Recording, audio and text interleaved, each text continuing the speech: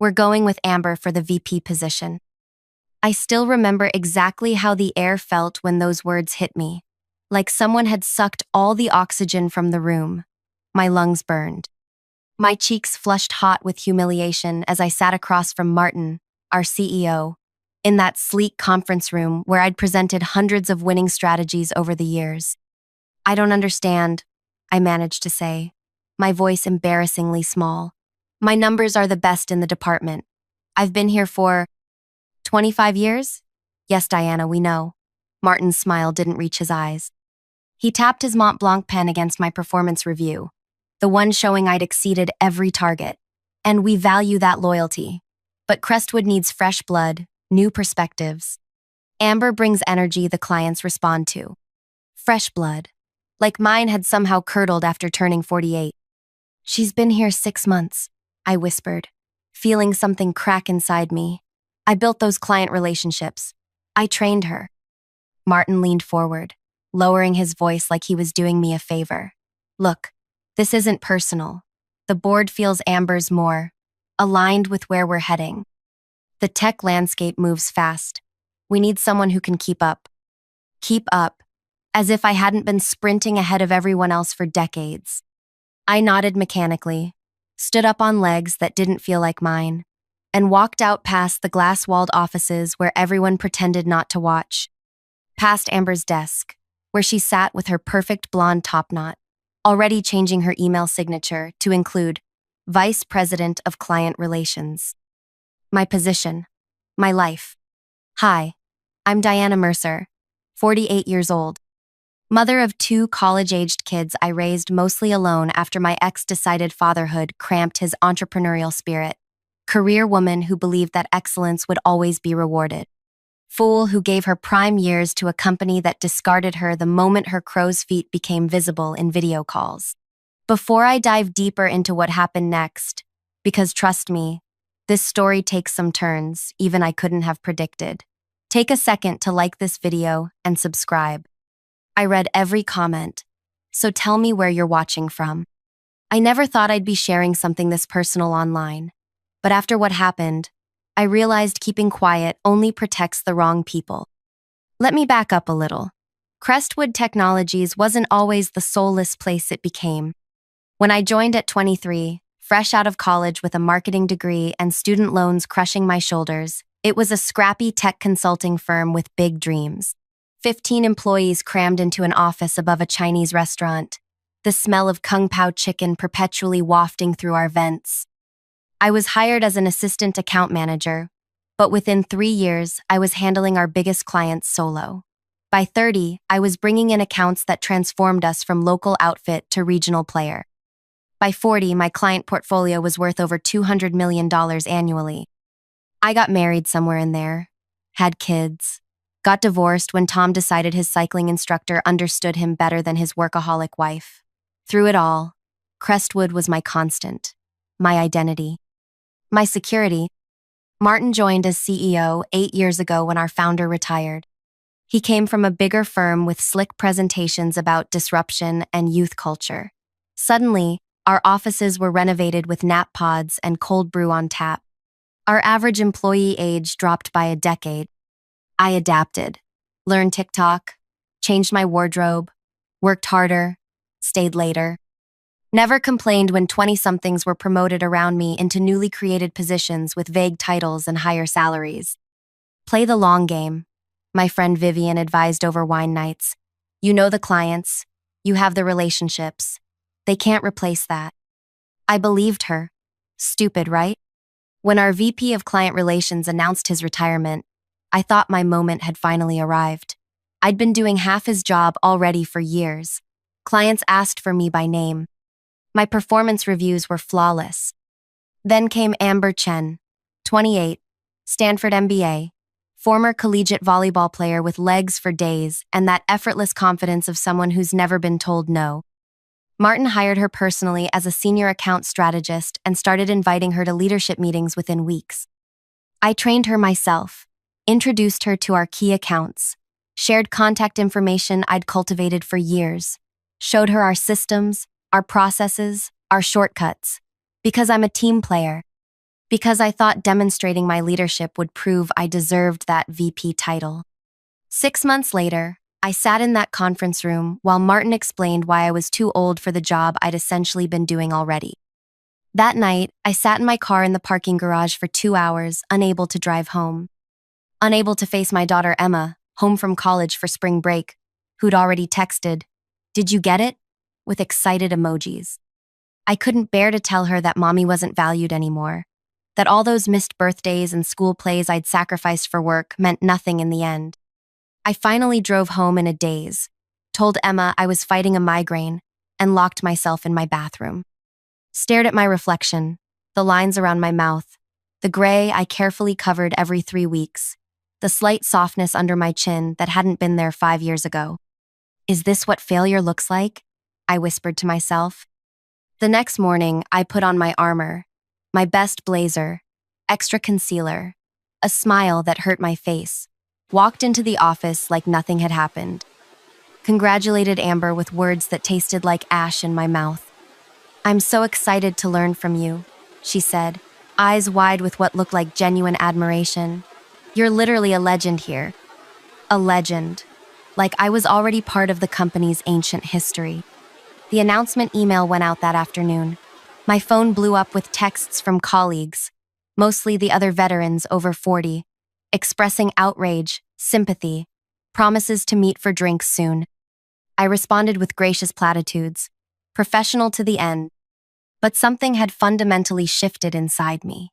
A lifetime of playing by the rules, of believing hard work would be rewarded, crumbled like sand between my fingers. The following weeks were a special kind of hell. Amber began restructuring the department. Suddenly, my direct reports were reassigned. My corner office was needed for a collaboration space, so I was moved to a desk in the open floor plan, sandwiched between two recent graduates who played EDM through their headphones loud enough for me to hear the bass. My job title remained the same, but my responsibilities dwindled. I wasn't invited to strategy meetings anymore. Clients I'd worked with for 15 years were officially transitioned to younger account managers under Amber's supervision. "We want to make sure our clients have continuity if you decide to retire," Martin explained when I finally confronted him, as if 48 was one step from the nursing home. I started having panic attacks in the shower each morning, lost 10 pounds I couldn't afford to lose, began searching job listings at night, only to find that comparable positions at other companies all seemed to use code words like energetic, digital native, and startup mentality. My son Zach, calling from his sophomore year at UCLA, noticed something was wrong. "Mom, you sound different. Are you okay?" "Just tired, honey," I lied. "Big project at work." The truth was, I had almost nothing to do at work anymore. I'd been sidelined so completely it was like I'd already been fired, but without the severance package. I started calculating how long I could survive on my savings if I quit, how I'd explain the gap on my resume, whether I could afford both kids' tuition without my salary. Then came the Williams account crisis. Williams Aerospace was our biggest client, a $50 million annual contract that represented nearly 20% of Crestwood's business. I'd personally managed their account for 17 years, through 3 different CEOs on their end. Their current CEO, Robert Williams, son of the founder, had been a rising executive when I first started working with them. We'd grown in our careers in parallel. Amber had been especially eager to take over Williams. In meetings, she kept referring to Robert as Bob, though everyone knew he despised the nickname, and talking about modernizing their approach. 3 months after her promotion, Williams missed a quarterly review meeting. Then they rescheduled and missed again. Their invoices, previously paid like clockwork, became mysteriously delayed. I heard whispers but kept my head down. Not my problem anymore, right? Then came that Wednesday morning. I was at my sad little desk, updating my LinkedIn profile, when Martin appeared beside me, face ashen. "Diana, conference room. Now." Inside, I found Amber pacing, her usual composure shattered. 2 board members were on the video screen, looking grim.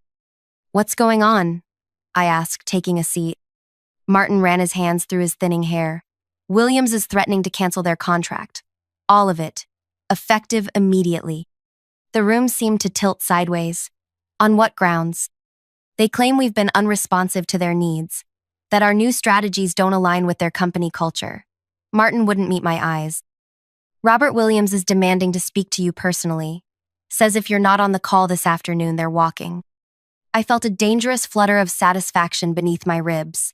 Me? But I'm not on the account anymore. This isn't funny, Diana, Amber snapped, her voice higher than usual. We could lose everything. You need to fix this. Fix this. After they'd pushed me aside. After they'd made it clear I was obsolete.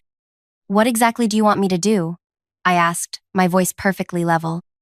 Whatever it takes, Martin said. Tell Williams there was a miscommunication, that you're still involved, that Amber works under your supervision. I let his words hang in the air for a moment, feeling the weight of them, the desperation. That would be lying, I finally said. The room went silent. One of the board members leaned toward their camera. Ms. Mercer, I understand you must feel overlooked given recent organizational changes. But surely you care about the company's survival. Did I, though? That was the question turning over in my mind as I sat there, suddenly holding all the power I'd been told I no longer deserved. I need to think, I said, standing up, and I'll need to review the Williams file to understand what's happened before I can help. Of course, Martin said quickly. Anything you need. Amber will get you full access again. I walked out, feeling their eyes on my back. For the first time in months, I stood straight. In the bathroom, I locked myself in a stall and pressed my forehead against the cool metal door. My heart raced, but not with anxiety this time, with possibility. With the sudden, dizzying awareness that I'd been handed leverage I never expected to have. Robert Williams hadn't contacted me by accident. We'd had dinner just last month. A catching up between old friends thing I hadn't bothered to mention to anyone at Crestwood. He'd asked pointed questions about my career, noted that I seemed less enthusiastic than usual. I'd been vague, protective of my professional image even then. He must have connected the dots when Amber started handling his account. My phone buzzed with a text from Martin. Meeting with Williams set for 3 p.m. Please be prepared. I closed my eyes and allowed myself, just for a moment, to consider options I'd never let myself contemplate before. The loyalty that had defined my career suddenly felt like chains I could finally shrug off.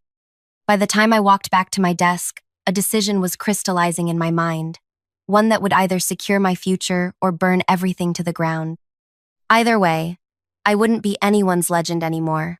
I'd be their reckoning. I pulled up my personal email and began composing a message to Robert Williams. My fingers didn't shake at all as I typed. Robert, we need to talk before the 3 p.m. call. There are things you should know. Robert responded within minutes. Diana, expected to hear from you.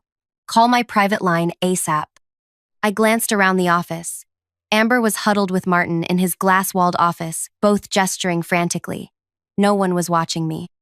I grabbed my purse, walked calmly to the stairwell, and called Robert once the heavy metal door closed behind me. This explains so much, he said after I'd laid out the situation. My demotion in everything but name, how I'd been systematically pushed aside. The new proposals from Crestwood are garbage, complete misunderstanding of our needs. Amber's smart, I said, surprising myself with my fairness. Just inexperienced. Smart doesn't help me when the board is breathing down my neck about wasted marketing dollars. Robert's voice hardened. Look, I didn't call just because I miss working with you, though I do. Our numbers are down 12% since they took you off our account.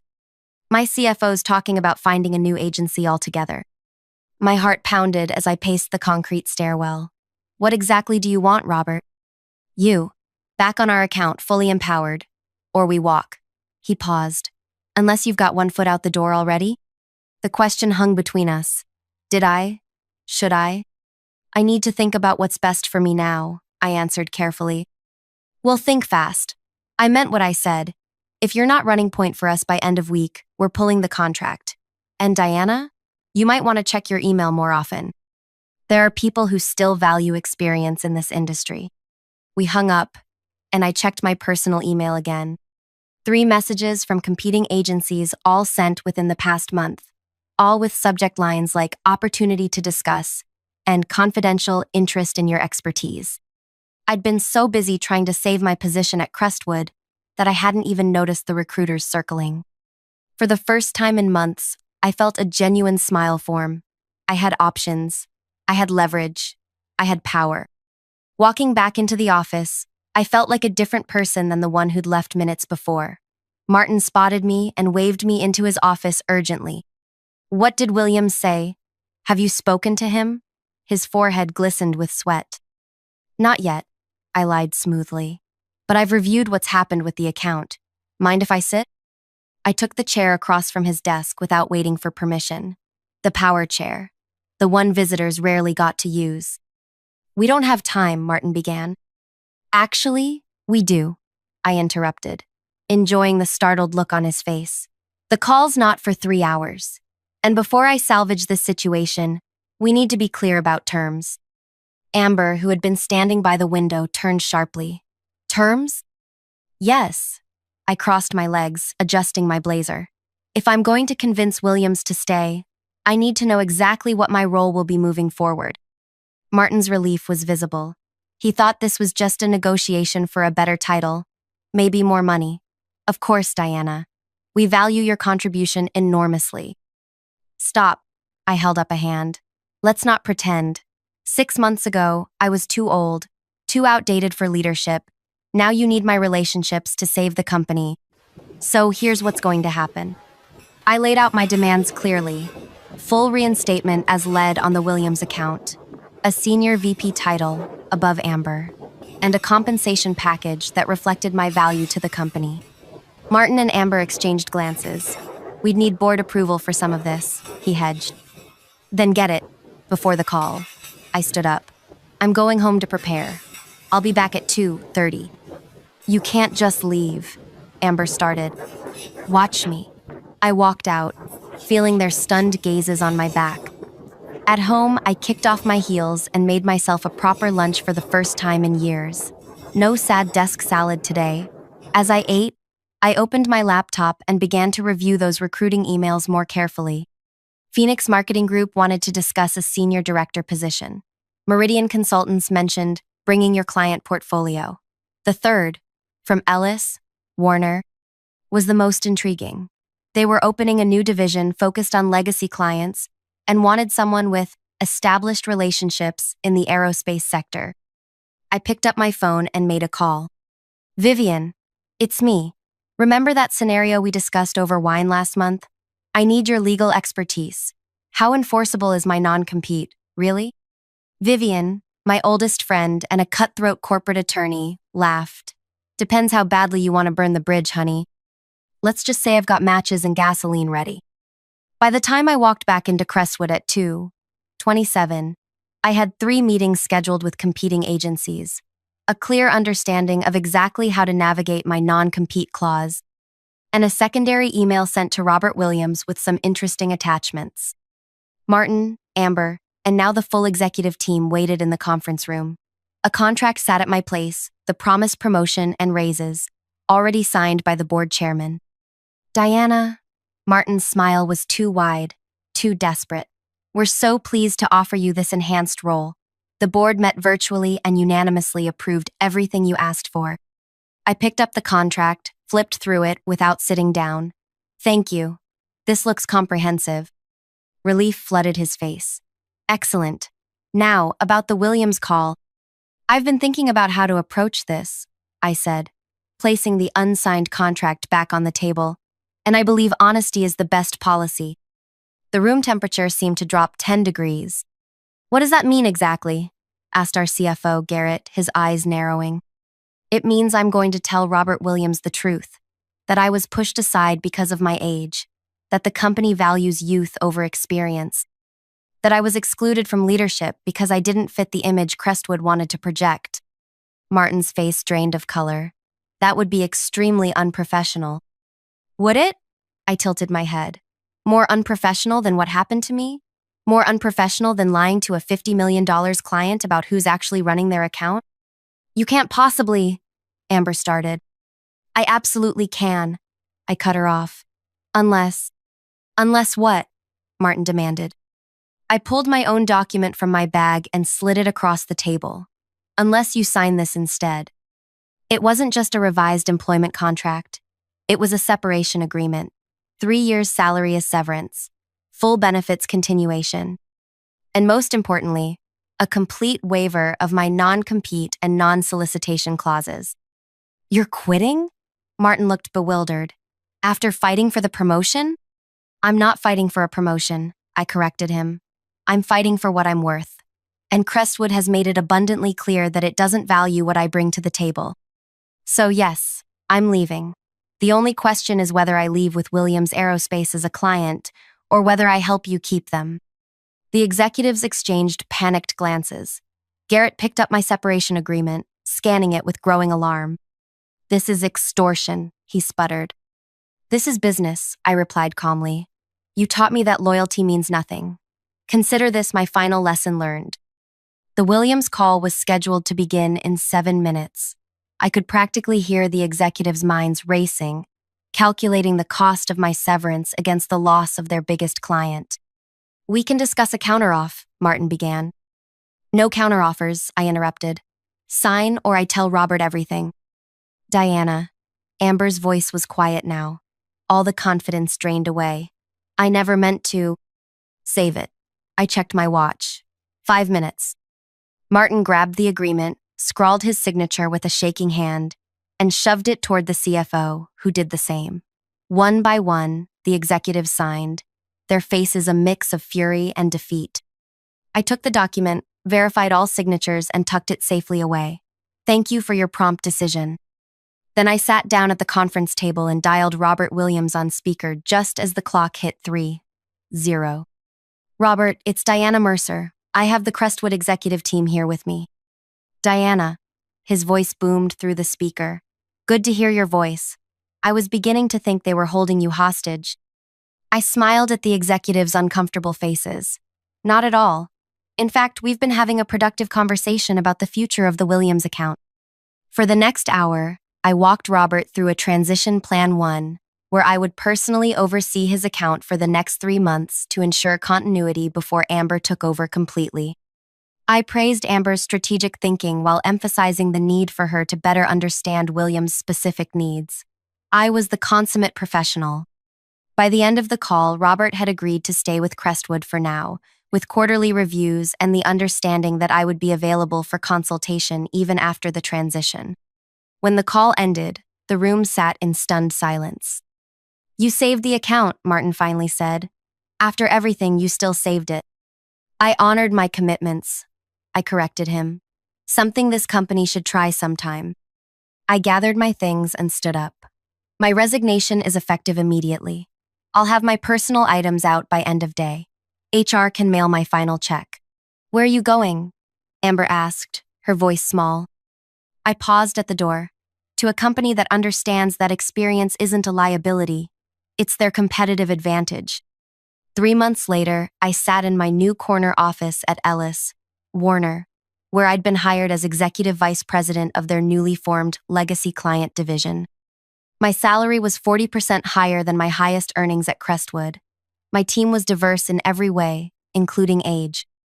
My phone buzzed with a text from Robert Williams. Contracts up for renewal next month. Crestwood's latest proposal is underwhelming. Free for lunch Thursday? I smiled as I typed back. Always time for you, Robert.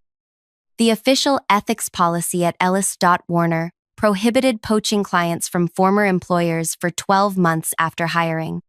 But there was nothing that prevented clients from following a trusted advisor on their own initiative, especially when that trusted advisor had legally exited her non-compete clause. My assistant knocked on my door.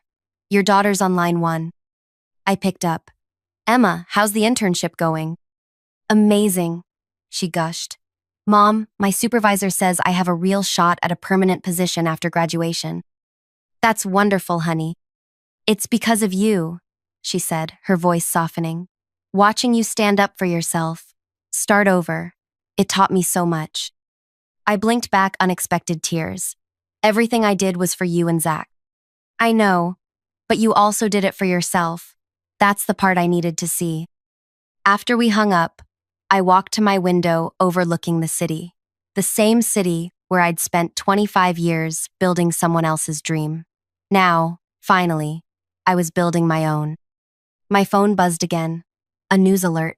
Crestwood Technologies had announced a restructuring after losing 3 major accounts.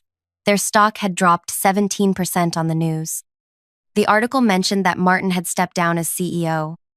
I didn't feel the vicious satisfaction I'd expected, just a quiet certainty that justice sometimes arrives on its own schedule. The following week, Amber Chen sent me a LinkedIn request with a message.